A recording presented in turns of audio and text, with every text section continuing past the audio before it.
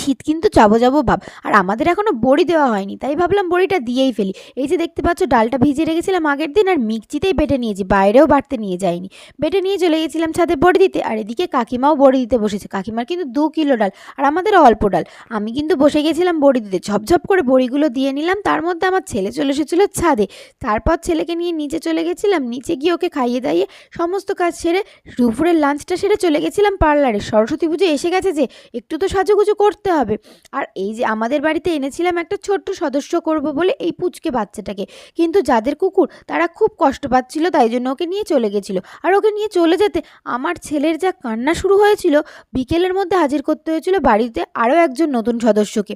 এই যে দেখতে পাচ্ছ শুয়ে আছে চুপটি করে, এই হচ্ছে আমাদের বাড়ির নতুন সদস্য। খুব সুন্দর ও খুব মিষ্টি। ওকে নিয়ে ভাই খেলা করছে, দেখতেই পাচ্ছ।